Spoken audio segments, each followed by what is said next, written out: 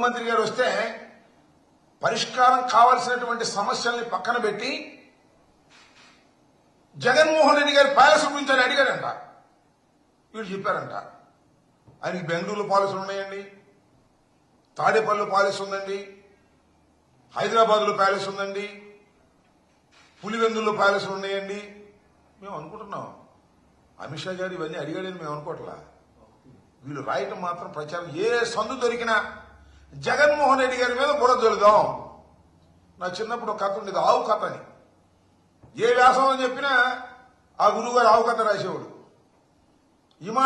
విమాన ప్రయాణం గురించి రాయమన్నారంట.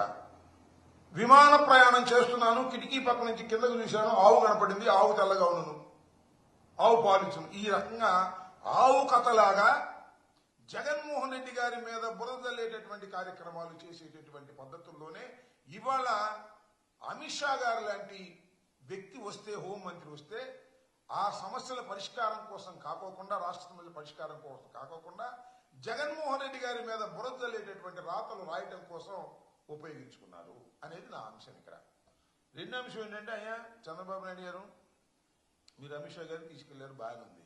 ఎక్కడ తీసుకెళ్లారండి? ఎవరిని తీసుకెళ్లారండి? మీరు మీ ఇంటికి తీసుకెళ్లారా? అసలు నిర్మాణం ఏంటి? లింగం లేని వారిదిగా మీ ఒక భాషలో ఒకసారి చెప్పింది అది లింగం లేని వారిది. రెండవది అది మనం ఎక్విజేషన్ లో తీసుకున్నాం అని రెండవది. పూలింగ్ లో అసలు ఎవరిదా ఇల్లు? ఒక అక్రమ కట్టడం, కరగట్టు దిగువన ఉన్నటువంటి ఒక అక్రమ కట్టడంలోకి మీరు సాక్షాత్తు హోంమంత్రి గారిని తీసుకెళ్లి అక్కడ విందు పెట్టి మరి అక్కడ చెప్పాల్సింది, అయ్యా ఇది మేము కిట్ ప్రోకోలో కాజేశాం, రూపాయి కూడా లేకోకుండా మొత్తం మింగేశాం, తండ్రి కొడుకు ఇద్దరం కలిసి అక్కడే మేము ఈ మీకు విందిస్తున్నామని చెప్పుంటే బాగుండేది. అంతేకాదు మన గొడవలు వచ్చినప్పుడు అండి మొత్తం మా బెడ్లన్నీ తడిసిపోయినాయి, మా కింద ఫ్లోర్ అంతా తడిసిపోయింది, మీరు కూర్చున్నటువంటి ప్రదేశంలోనే 5 అడుగుల నీరు ఎక్కింది, తల్లి లాంటి కృష్ణమ్మను ఆక్రమించుకొని అక్కడ మేము నివసిస్తున్నాము అని చెప్పవలసిన మీరు జగన్మోహన్ రెడ్డి గారి ప్యాలెస్ గురించి మాట్లాడారంట. అది గుర్తొస్తుంది, మొన్న నాకు ఆయన పేరేంటి, చంద్రబాబు నాయుడు గారు అబ్బాయి లోకేష్ అడుగుతున్నారు, ఏమండి మీరు విశాఖపట్నంలో కట్టినటువంటి బిల్డింగ్ ని ఏం చేస్తారు మీరు అని అడిగితే, ఏం చేయాలో మాకు అర్థం కాలేదు అన్నాడు. ప్రభుత్వ స్థలాల్లో ప్రభుత్వంతో కట్టించినటువంటి భూములు కాదు బంగళాలని ఏం చేయాలో అర్థం కావట్లేదంట. నాకు సామెత గుర్తొచ్చింది, మోటోడికి ముగింపు ఇస్తే ఏం చేశాడు అట్ట ఉంది వారం. ఒక అద్భుతమైనటువంటి కట్టడాన్ని, ప్రభుత్వ కట్టడాన్ని జగన్మోహన్ రెడ్డి గారు నిర్మించి ప్రభుత్వానికి ఇస్తే ఆ కట్టడాన్ని ఏం చేసుకోవాలో అర్థం కానటువంటి దౌర్భాగ్యమైనటువంటి పరిస్థితుల్లో మీరుండి జగన్మోహన్ రెడ్డి గారి మీద బురద జల్లుతున్నారు. జగన్మోహన్ రెడ్డి గారి నివాసం అంటది, జగన్మోహన్ రెడ్డి గారి నివాసం ఇది ఇక్కడ ఉంది తాడేపల్లిలో, హైదరాబాద్ లో కూడా ఉంది, బెంగళూరులో కూడా ఉంది. దానికంటే 50 గదులంట 100 గదులంట ఏదో కథలు ఉన్నాయి కదా అని చెప్పి పత్రికలు మీ ఇష్టం వచ్చి రాసేసుకుంటున్నారు. మీకు చెప్పాల్సింది అది కాదు. అయ్యా మాకు హైదరాబాద్ లో ఇల్లు ఉంది, ఎవరికన్నా చూపించారు హైదరాబాద్ లో ఇల్లు?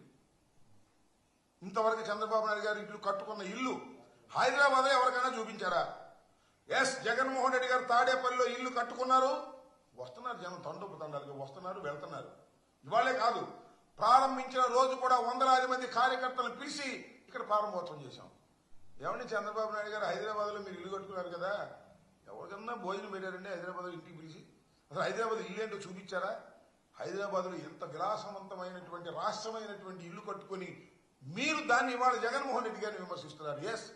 జగన్మోహన్ రెడ్డి గారు ఎక్కడా కూడా క్విట్ ప్రోకోలో ఇల్లు తీసుకోలేదని మనం చేస్తున్నా. జగన్మోహన్ రెడ్డి గారు తాతగారి దగ్గర నుంచి ఆస్తులున్నాయి, వారు చక్కని ఇల్లు కట్టుకునేటువంటి లక్షణం వారికి ఉంది. హైదరాబాద్ లో ఇల్లుంది, బెంగళూరులో ఇల్లుంది, ఇవన్నీ ఉన్నమాట వాస్తవం. ఏమో రహస్యం అయ్యేమన్నాను, ఏదో మేము కాజేసినట్టుగా మీరు మాట్లాడేటువంటి పరిస్థితులు చేస్తున్నారు. చివరికి ఒక అక్రమ నిర్మాణంలో నివసిస్తున్నటువంటి నారా చంద్రబాబు నాయుడు గారు ఈ విధంగా మాట్లాడడం సరైనటువంటి పద్ధతి కాదు.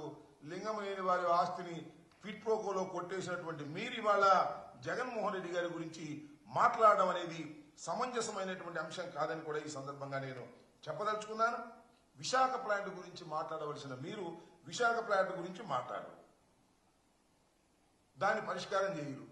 పరిష్కారం చేయకుండా సమస్యలన్నీ కూడా పక్కన పేరుకుపోయి ఇవాళ మీరు బాతాకానీగా కబుర్లు మాట్లాడుకున్నట్టుగా మీకున్నటువంటి పత్రికల్లో పెద్ద పెద్ద హెడ్డింగ్లు పెట్టి ఆ హెడ్డింగ్లో మీరు రాసుకునేటటువంటి పరిస్థితికి మీరు దిగజారిపోయే వాళ్ళ రాజకీయాలు చేస్తున్నారు.